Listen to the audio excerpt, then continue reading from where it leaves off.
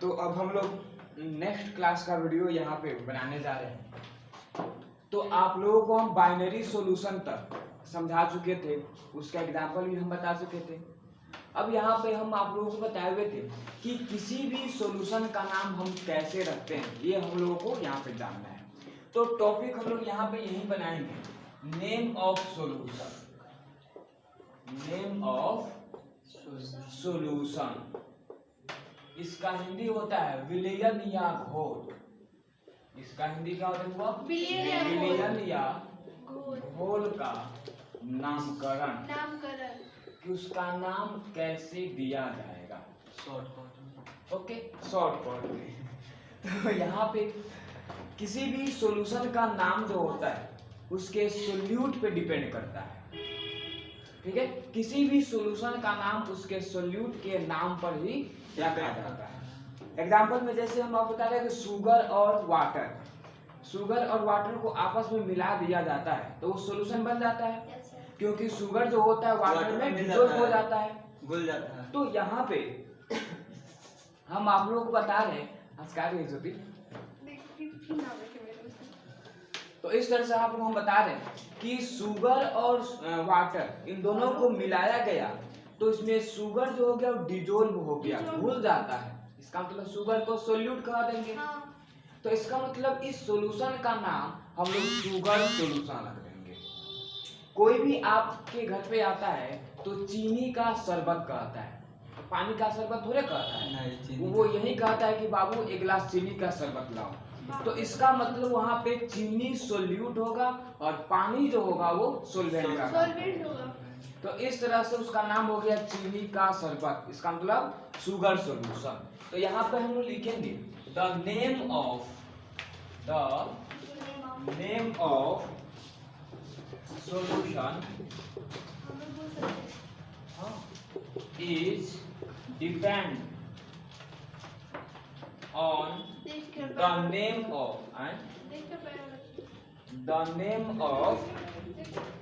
solution, the name of solute। इसका हिंदी होता है घोल का नाम, उसके घुल्य के नाम पर,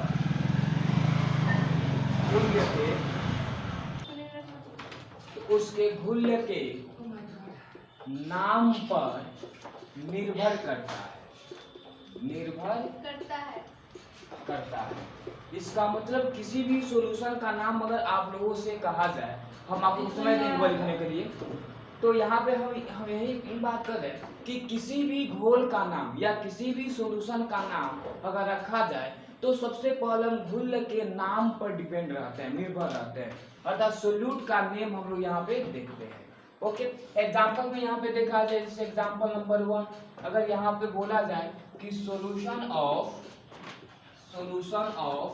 शुगर एंड वाटर, तो यहाँ पे हम लोग ये देख रहे हैं कि चीनी और पानी का सॉल्यूशन। इसका मतलब क्या हुआ कि जो शुगर जो है यह सोल्यूट का काम करेगा। शुगर यहाँ पे कौन सा काम करेगा? सोल्यूट का काम करेगा। लेकिन वाटर जो है ये वाटर सोलवेंट का काम करेगा। तो इस तरह से देखा जा रहा है कि अगर इस सॉल्यूशन का नाम रखा जाए तो सबसे पहले हम लोग देखेंगे सोल्यूट का काम कौन कर रहा है।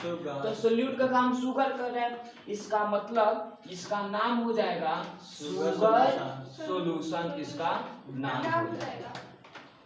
फिर यहाँ पे एक और देखा जाए, नंबर 2,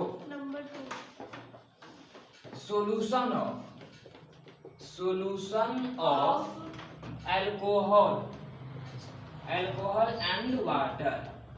अब यहाँ पे हम कहें कि एक एग्जांपल और लिए हैं, क्या? Solution of alcohol and water. इसका मतलब अल्कोहल और वाटर का सॉल्यूशन विलयन। तो यहाँ पे हम पहले ही बता दिए हैं कि वाटर जो होता है ये यूनिवर्सल सॉल्वेंट कहलाता है, तो इसका मतलब अल्कोहल का सोल्यूट कहला जाएगा, क्योंकि अगर किसी भी सॉल्यूशन में वाटर हो तो वाटर को सॉल्वेंट कह देंगे, वाटर को हम क्या कह देंगे, सॉल्वेंट कह देंगे। लेकिन एल्कोहल जो है यह सोल्यूट का काम करेगा। अब इसका नाम कहा जाए कि सॉल्यूशन का नाम क्या होगा, तो सोल्यूट का नाम क्या है, एल्कोहल, तो इसका नाम हो जाएगा alcoholic solution. Okay, example number 3 की बात करते हैं। एग्जाम्पल में यहाँ पे ऐसे लिखा जाएगा solution of NaOH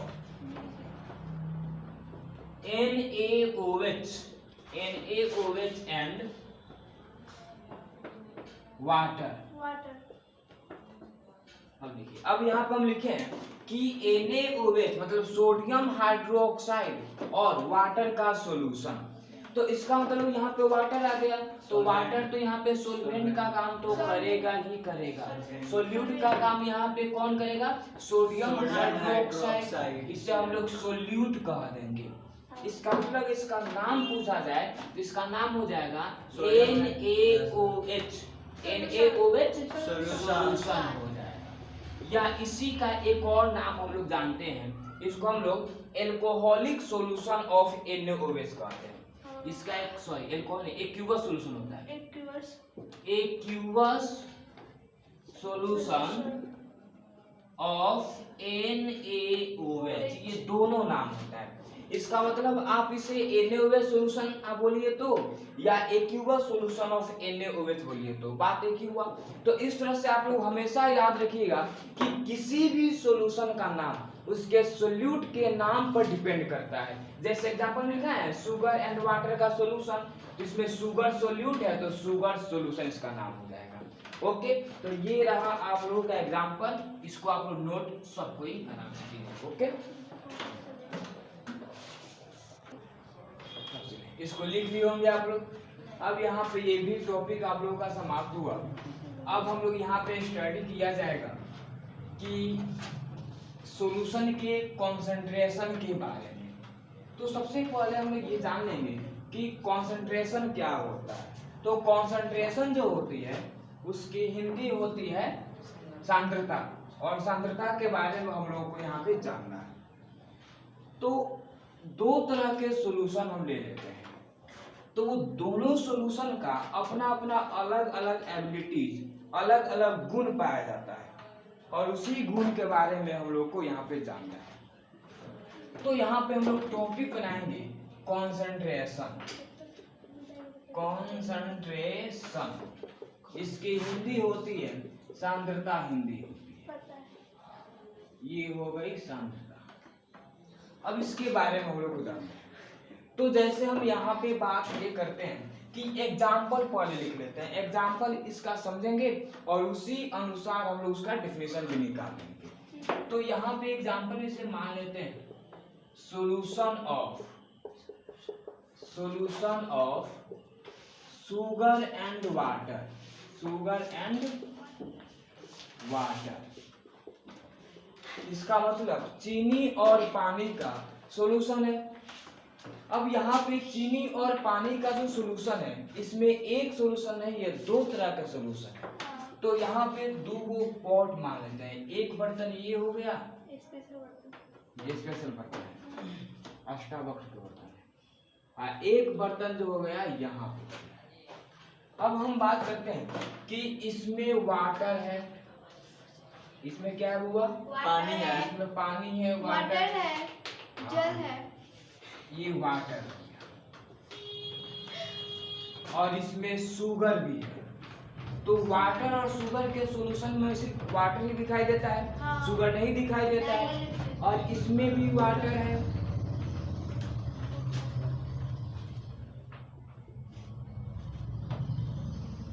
इसमें भी क्या हुआ, वाटर। इसमें भी वाटर है, इसमें भी शुगर। अब दोनों में क्या डिफरेंस है, इसमें जो वाटर की अमाउंट है वो हम मान लेते हैं कि 1 लीटर, कितना है, 1 लीटर है, और जो शुगर जो है, शुगर हम मान लेते हैं कि 100 ग्राम इसमें शुगर, और इसमें भी वाटर का अमाउंट जो है 1 लीटर है। और इसमें शुगर का अमाउंट 50 ग्राम। 50 ग्राम हमने ले लिया। अब आप लोग जानते हैं कि वाटर कहीं भी रहे यह सॉल्वेंट का काम करता है, और शुगर कहीं भी रहे यह सोल्यूट का काम करता है। इसमें भी वाटर जो होगा इसे भी हम लोग सॉल्वेंट कहेंगे, और इसमें शुगर होगा इसको हम लोग सोल्यूट कहेंगे। ओके, अब चलिए अब बात करते हैं कि इसमें वाटर की अमाउंट 1 लीटर है और इसमें शुगर की अमाउंट 100 ग्राम है। इसमें वाटर की अमाउंट 1 लीटर है, इसमें शुगर की अमाउंट 50 ग्राम है। अब देखिए कि इसमें जितना वाटर है उतना ही वाटर तो इसमें है। इसका मतलब इस सॉल्यूशन का नाम हम लोग ए रख देते हैं और इस सॉल्यूशन का नाम बी रख देते हैं। तो यहाँ वाटर तो सॉल्वेंट का काम कर रहा है, तो यहाँ पे लिखेंगे solvent of solution a. Solution a का जो सॉल्वेंट है वो इक्वल है, किसके इक्वल है? तो solvent of B. Solvent of solution B. इसका मतलब जो सॉल्यूशन बी जो है उसके सॉल्वेंट के बराबर है। लेकिन क्या सोल्यूट आपस में इक्वल है? नहीं है। ए में जो सोल्यूट है वो ज्यादा है और बी में सोल्यूट क्या है? कम है, 50 ग्राम है। तो यहाँ पर हम लिखेंगे solute of solution A is more than solute of solution B. इसका मतलब सॉल्यूशन ए में जो सोल्यूट की मात्रा है वो ज्यादा है किससे? सॉल्यूशन बी की सोल्यूट की मात्रा से। तो अब हम देखिए, अब हमें ये ज्यादा मीठा लगेगा कि ये मीठा ज्यादा लगेगा? ये ज्यादा मीठा लगेगा, क्योंकि यहाँ पे शुगर जो है 100 ग्राम है और यहाँ पे 50 ग्राम है। तो जिसमें चीनी ज्यादा है वही ना मीठा लगेगा, और जो ज्यादा मीठा लगेगा उसकी कॉन्सेंट्रेशन भी क्या होगी? ज्यादा होगी। इसका मतलब इसका डिफिनेशन हुआ क्या कि 1 लीटर सॉल्यूशन में, ठीक है, 1 लीटर सॉल्यूशन में जो सोल्यूट की मात्रा जो घुली हुई है उसी को हम क्या कहते हैं? कॉन्सेंट्रेशन कहते हैं। तो यहाँ पे अगर इसका डिफिनेशन लिखने की बात आएगी तो इसका डिफिनेशन हम लोग कैसे लिखेंगे यहाँ पे हम आप लोग को बता दें। तो यहाँ पे हम इसका डिफिनेशन लिखेंगे the amount of solute which dissolve in 1 liter of solution, which dissolve 1 liter of solution is called the concentration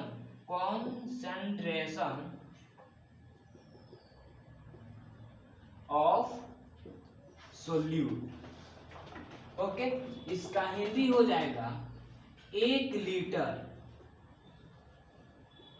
घोल में, 1 लीटर घोल में घुले हुए घुल्य की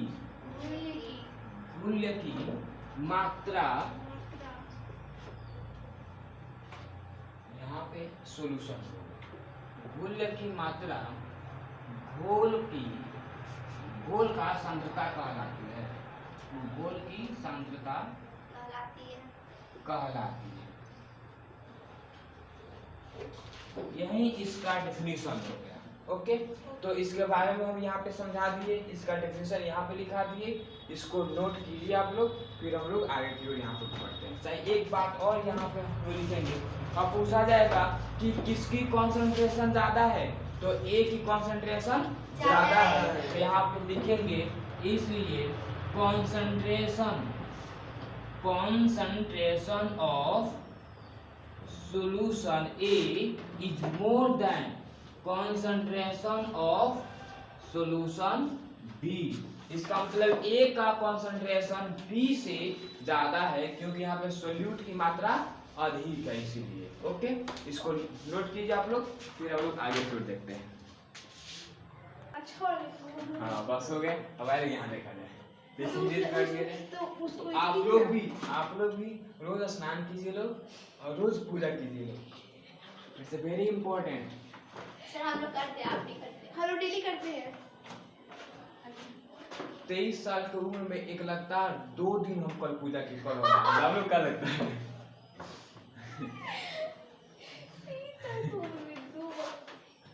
बाप रे, हम अभी तक एक लगातार 2 दिन कबो पूजा नहीं किए थे। सोचिए किस लायक सच में है सर। सही है।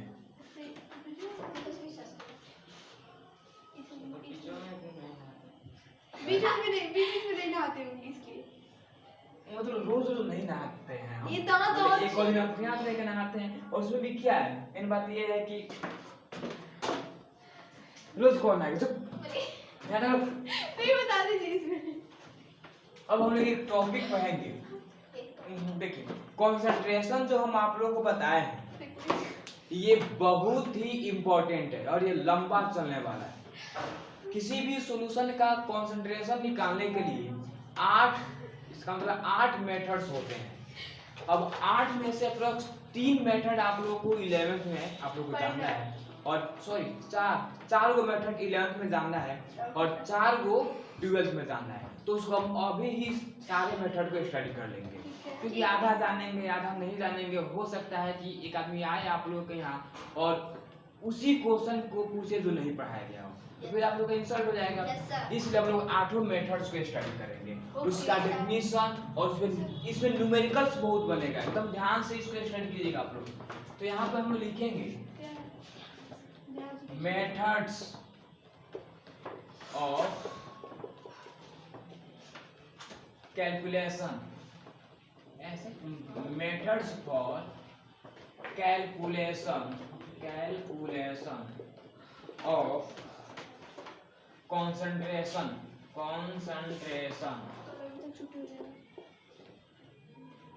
of solution इसका अर्थ होता है घोल एंड कैलकुलेशन। हम भी बोलने वाले थे। हाँ, तब कैलकुलेशन घोल की सांद्रता को, घोल की सांद्रता को गणना करने के लिए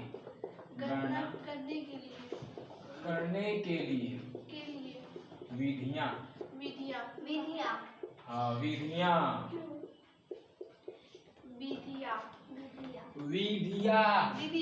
हाँ बस हो गया। अब यहाँ पे कौन कौन सा है ये हम लोग को जानना है। तो सबसे पहला जो है, जिसको हम लोग क्या कहते हैं,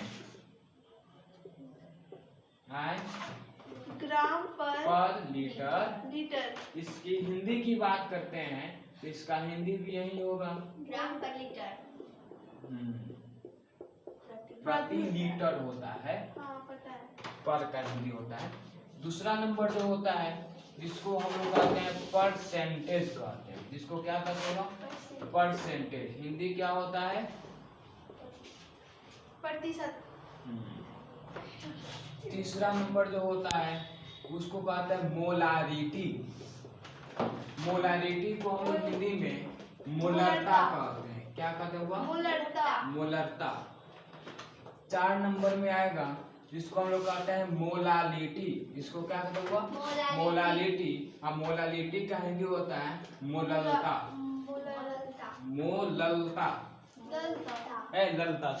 मोललता होता है। 5 में नॉर्मालिटी। क्या होता है वो? नॉर्मालिटी, जिसको हम लोग सामान्यता कहते हैं। सामान्यता। 6 जो होता है, 6 होता है मास फ्रैक्शन। मास का हिंदी क्या होता है? और उसका हिंदी अंश होता है। 7वां नंबर जो होता है, जिसको हम लोग कहते हैं मोल फ्रैक्शन। मोल फ्रैक्शन का हिंदी मोल अंश होता है। मोल का तो मोले होता है हिंदी, ये तो अंश होता है, ये ऊपर जन्मे किए हैं आप लोग, ठीक है। 8 नंबर जो होता है जिसको हम लोग कहते हैं पार्ट पर मिलियन, पार्ट पर मिलियन, जिसको हम लोग हिंदी में कुछ नहीं कहते हैं, हाँ, इसको शॉर्टकट में PPM के द्वारा डिनोट किया जाता है। यही 8 मेथड जो है हम लोग को जानना है और ये बहुत बहुत बहुत इम्पोर्टेंट है। 12th के एग्जाम में अप्रोक्स 3 से 4 नंबर इसमें से आता है। ये VVI भागल आई, ओके, 100% है। इसमें से अप्रोक्स 2 से 3 मार्क्स जो है वो 12th क्लास में आएगा तो आएगा। ओके, सो इसको आप लोग सब कोई नोट कीजिए, फिर हम लोग आगे देखते हैं। Okay start. तो आप लोग इसको लिख लिए होंगे सब कोई। अब इस तरह से हम बात करते हैं हुआ कि ये जो 8 टॉपिक है, तो एक एक करके इस सभी टॉपिक्स के बारे में हम लोग स्टडी आज नहीं करेंगे, कल करेंगे। ओके, तो आज इतना ही रहने दिया जाए, क्योंकि इसमें भी कुछ बच्चे हैं जो एब्सेंट भी है और वो सभी आ जाएगा तब ये स्टार्ट करेंगे, क्योंकि बहुत इंपॉर्टेंट टॉपिक है। आप लोग आए तो उतना हम आप लोग पढ़ा दिए, अब फिर ये आगे का टॉपिक है हम लोग कल स्टार्ट करेंगे। और आप लोगों के पास जो भी बुक हो, NCERT का बुक हो तो या साइड बुक हो तो उसको रीड करना है, स्टार्ट कीजिए लोग, क्योंकि बहुत टॉपिक्स आप लोग स्टडी कर चुके हैं। ओके, आप लोग जो भी ऑनलाइन स्टडी कर रहे हैं खूब अच्छा से सारा वीडियो स्टडी करना है और उसे फेयर के कॉपी में नोट करना है। और जो टॉपिक्स या जो पीछे हम सबको इतना पढ़ा दिए हैं वो छूटा हुआ है, जब कोचिंग स्टार्ट होगा तब आप लोगों को हम सब A to Z पढ़ाएंगे। ओके, तो उसको आप लोग देख लीजिएगा। तो एक्स्ट्रा समय हम आप लोगों को हाफ आवर का रोज देंगे और उसमें आप लोगों को हम पढ़ा देंगे, उसको कंप्लीट करा देंगे। लेकिन जितना पढ़ा रहे हैं सब कंप्लीट करना चाहिए।